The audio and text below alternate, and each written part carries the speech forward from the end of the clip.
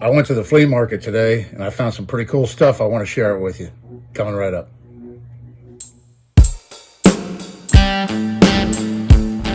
Hello everybody, thanks for coming back for another video. This is Dave and I'm glad you're with me today. I went to the flea market and I've got a whole bunch of stuff here. I'm excited to show you. I went to a flea market about an hour away from me that I hadn't been to in a long time, and it was well worth the trip. 2 hours of travel time round trip, but met some really nice people and got some really good deals. They really gave me some good deals, I think. So I'll start off with this guy right here. This is about a 1960 Colonial Forest Master camp knife, and the main blade's been sharpened down quite a bit, but it still has some use left in it. And there's the can opener. It's in good shape. Not much snap in this. It needs a good cleaning. They called this the imitation stag that they put on these models. I think it was called like Black Horse or something, Black Forest, something, I don't know, but it was imitation stag that they had starting maybe as early as the 1950s up into the late 70s, I believe. These were made, and this one has all steel liners in it. When you get closer to around 1971, they switched over to brass liners. The knives look identical, but they have brass liners rather than steel. So I believe this one to be around a 1960 to 1965, somewhere in there. It's missing the bail. The clamshell style handles are a little bit loose here and there. Needs a good cleaning, but overall, I was real happy to find that one. I bought the first four knives I'm going to show you. I bought from the same gentleman for $2 each. So I got this one for $2, and then I got this, and it's a fish knife, an Imperial fish knife with the Hammer brand on it. It's interesting in that it has a stainless steel blade, and the blade's in very good shape. So the main blade is stainless steel, but then the fish scaler, bottle opener, and hook remover is carbon steel. You can see the rust on the blade. So this is going to be a fun cleanup project. There again, it has the clamshell style handles on it, and it needs some work. It doesn't have any snap in it. It's pretty rusty, but I picked that up for $2. I mean, just because the blade is in just really good shape, you know. And I like that swedge, same thing, right there on the blade, and the long nail nick too. So I was real happy to find that one. Next up, we have another Imperial. I got a lot of Imperials here. It's not all Imperial, but I did find a lot of Imperials. So this is an Imperial camp knife, but if you notice, it's not clamshell design. And they switched to clamshell in the mid-30s. So this one I did put a little bit of oil on it so I could get the blades open. They were pretty stiff. Yeah, this is the 36 to 52 tang stamp from Imperial, but I believe this one to be somewhere probably around the 30s, up into the mid-30s, when they switched over to the clamshell style. And this is a lot heavier knife because it has the steel bolsters and everything. A lot heavier than the same like Camp King style knives and everything that have the clamshell.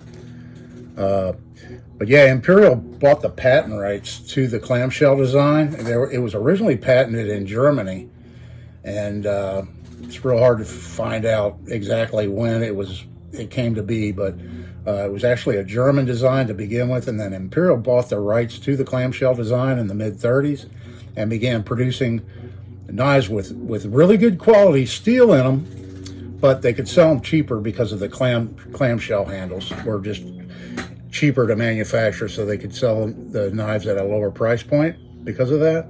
So this predates that. This predates the mid-30s, and there again I paid $2 for this one. Somebody had ground the tip down. It wasn't originally shaped like that, I don't believe. And then this is interesting too. Look at this. Here's the cap lifter bottle opener.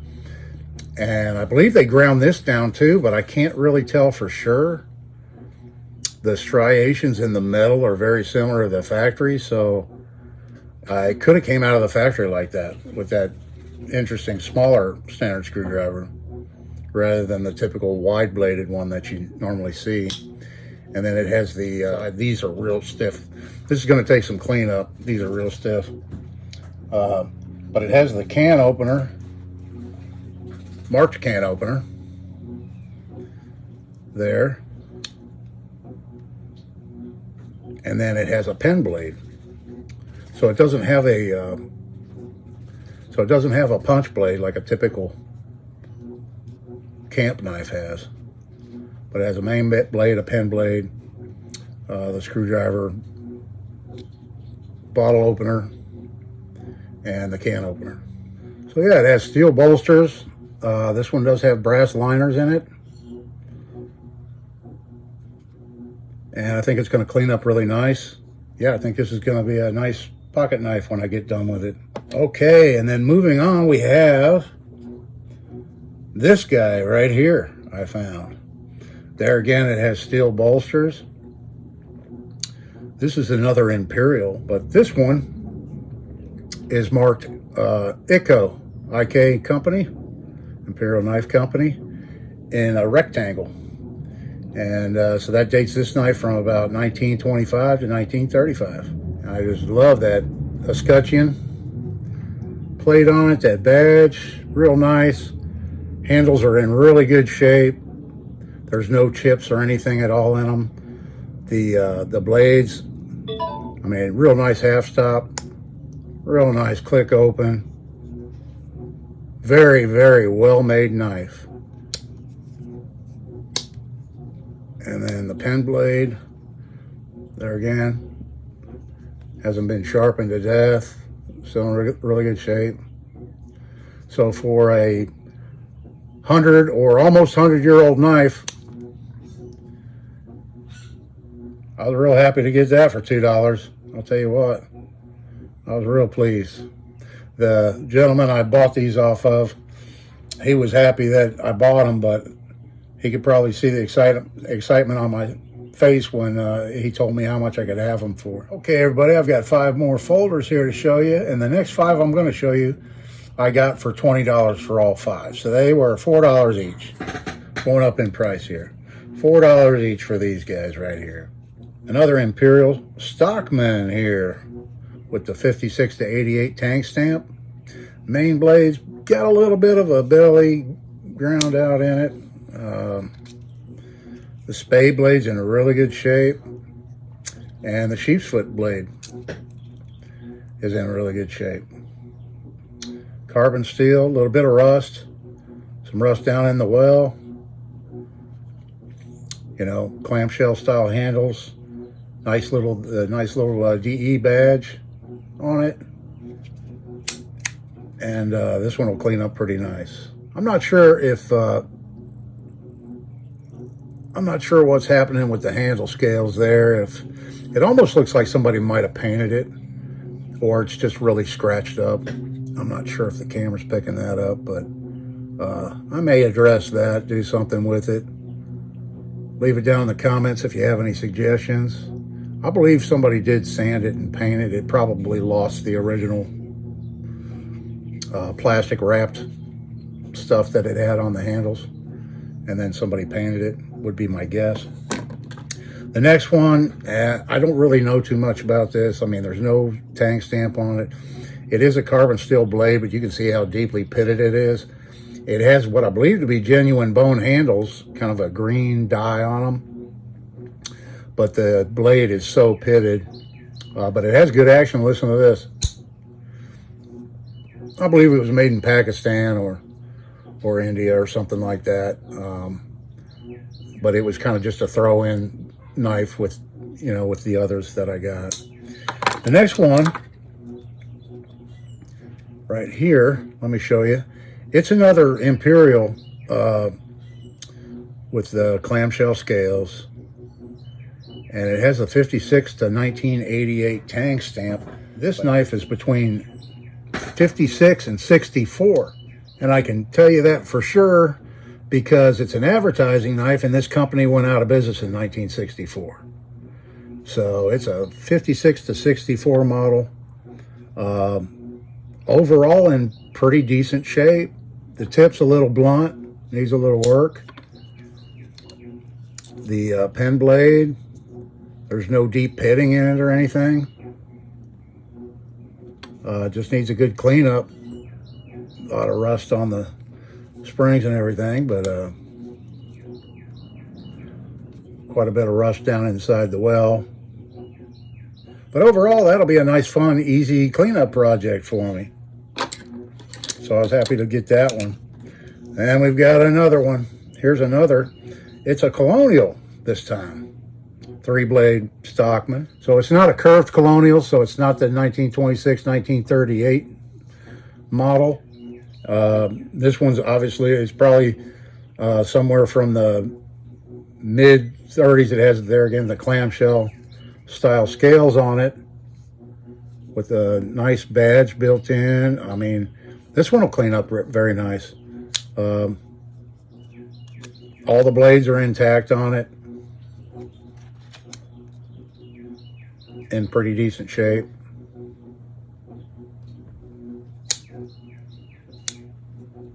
$4. So I'm going to get that one cleaned up. And then next up here, we have another Hammer brand Imperial from 45 to 55 model. The main blade's been whittled down quite a bit.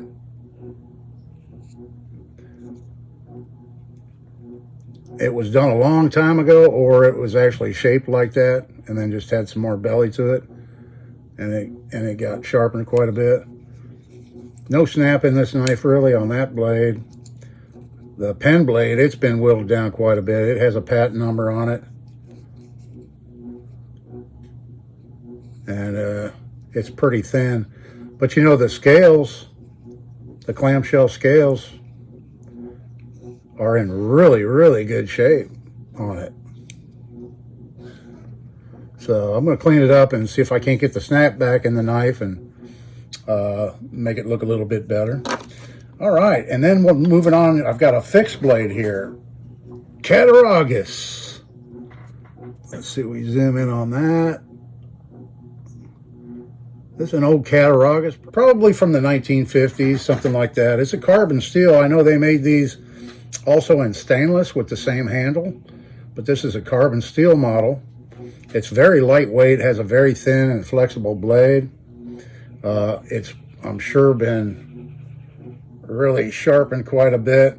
Not sure what the original profile looked like, but it has a nice feeling handle. The handle feels really nice, and with a thin blade like that, I mean, it's actually balanced well, and it feels like a really good little knife, you know. Needs a little bit of a sharpening, but overall, I was happy with that. So I got these next knives, the next 4 knives I'm going to show you, this one and the next 3 for $20. So basically $5 each. So that was $5. I got a razor, an old razor. This razor is from 1900 to 1920. And it was made by the Shoemite Razor Company in St. Louis, Missouri. In 1920, they changed their name to the Shoemite Cutlery Company. And this is stamped Shoemite Razor Company. And they used that stamping up until 1920. So we have a 100-year-old razor right here. I picked up all in a lot, all together. And then I got this, a Civil War era rosewood and pewter table knife. I just love these handle designs. You know, if you follow my channel, you know I'm getting into pewter casting and all that. So I just love these old designs like this. And this is probably Civil War era table knife. Carbon steel, quite a bit of pitting over the years and that kind of thing. Yeah, only if this knife could talk, you know, the stories it could tell, I'm sure. the conversations it heard around the dinner table. You know what I mean? Pretty cool. I was happy to find that, $5. And then I got a World War II era mess knife. This is a mess knife that they used back in World War II. And it has a really, the blade's been sharpened a little bit, but not too bad. It has a cast aluminum handle.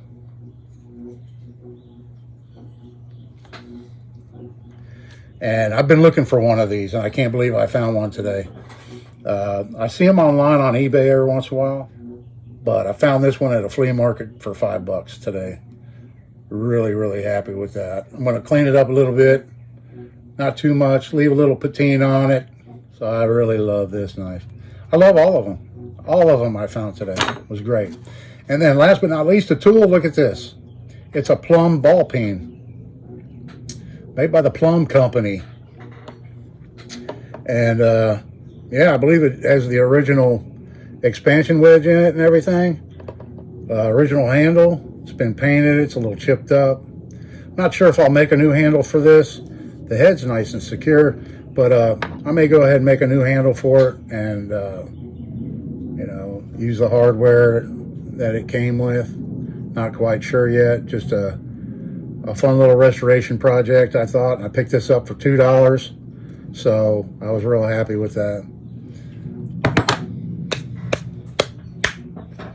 Let me know what you think. How well did I do at the flea market today? I'm real happy. It's warm here. Getting a little hot. So I'm going to close the door and turn the air conditioner on. I'm getting a little bit hot. I hope you all enjoyed taking a look at my knives I picked up today at the flea market and my little baby ball peen. Let me know, do you have a favorite? Let me know down in the comments. Let me know what you think. Did I get a good deal today? I think so. Love to hear from you. I love getting comments, and I really appreciate y'all watching. Yeah, do me a favor. Let me know down in the comments if you want to see a video of these knives fixed up, because I get a lot of views on my videos showing what I found, but then when I do the follow-up video of showing them in their after state after I've cleaned them up, I don't get near as many views on those videos. So if you're not interested in it, I won't take the time to do a video and show them cleaned up. If you do, let me know down in the comments. I appreciate it. So this is Dave. Thanks again for watching. I'll see you in the next one.